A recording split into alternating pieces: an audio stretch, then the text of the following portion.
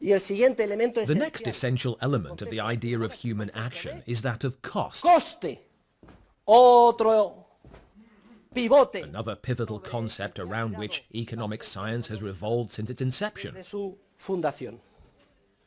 Miren, el Cost coste is a value, un valor, por and tanto, therefore it is voy a subjective. repetir que es. Cost is a value attached to an end, but take note, it is not attached to the end the actor is pursuing. Sino que Instead, es el valor the que se da al cost fin al que se is the renuncia value we as actors attach to the end we give up cuando cualquiera de nosotros when we decide to direct our action toward a particular end. hacia un fin concreto. Repito, I repeat, whenever we undertake an action, we intend to accomplish an end that has value for us. When we choose a course of action, we always simultaneously give up the chance to accomplish other alternative ends. These are ends we could achieve with the same means available to us, but we give up the chance to achieve them because we consider a priori that the worthwhile end is the one we are pursuing. Well, the value we attach not to the end we are pursuing, but to the ends we relinquish when we act, is what we will call our cost. toda acción humana implica All human action involves sacrifice.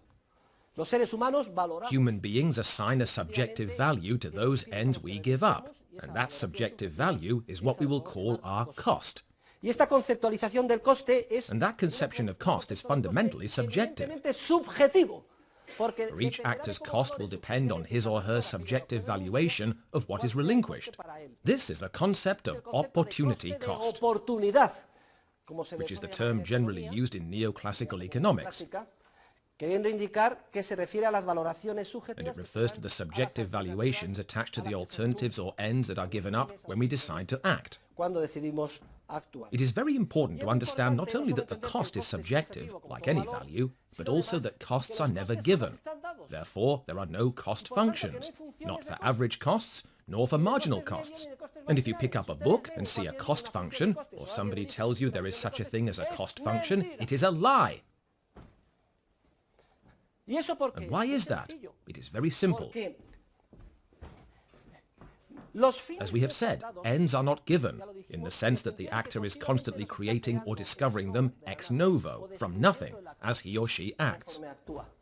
Y las valoraciones And subjective values, which we defined as the more or less psychically intense appreciation that the actor assigns to his end, are also constantly changing. luego ni fines Therefore, neither ends nor values are given. salvo en la enfermiza They are not data, except in the warped minds of my colleagues, the mathematical economics professors, who are truly unbalanced and should all be placed in rehabilitation centres where, snap, they could take a photo of the world and imagine that ends become data and do not change, nor do valuations change. And in fact, they can even be measured from the outside. If neither ends nor valuations of ends are given but change continually as a result of humans' innate creative capacity, then costs cannot be given either, since costs, as I have just defined them, are subjective valuations attached to alternative ends. They are not given, nor can they be measured from the outside. De hecho, cuando actuamos, In fact, when we act, because there is an end that is worthwhile to us, imaginando las etapas que hay que culminar, and we are in the process of imagining the stages to be completed and seeking out means to enable us to achieve our end, and we are completing the stages and experiencing the flow of subjective time as we approach the final stage, no vamos, he dicho antes, we are not moving as if we were robots or penguins. pingüinos,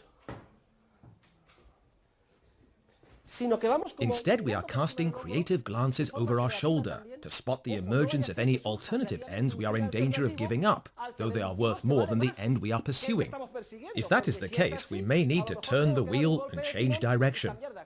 I find the notion of being like robots or penguins funny, because my neoclassical economics colleagues teach about an ideal, and the example they offer of their ideal is the representative agent, who is like a penguin. Have you ever seen penguins walk? And all the other penguins follow behind? Haven't you seen this in documentaries? Well, that is the model of human being my colleagues use to explain economics. Their models make no sense if they do not transform human beings into robots, into robotic penguins.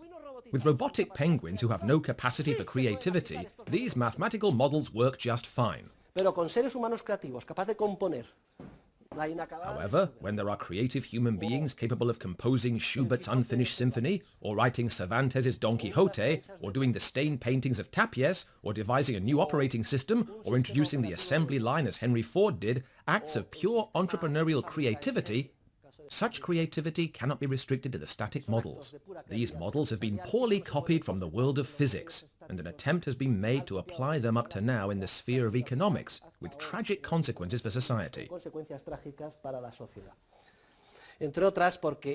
Among other consequences, these models almost inevitably end up being used in support of social engineering, in which scientists believe they can and should shape society at their whim, as if it were made of modeling clay, to achieve ends they view as noble. The result is that instead of achieving those noble ends, they destroy the process of social cooperation, they block creativity, and they paralyze the advancement of civilization. That is the theorem of the impossibility of socialism, and we will examine it in extenso in due time. Explicaremos in extenso en su momento.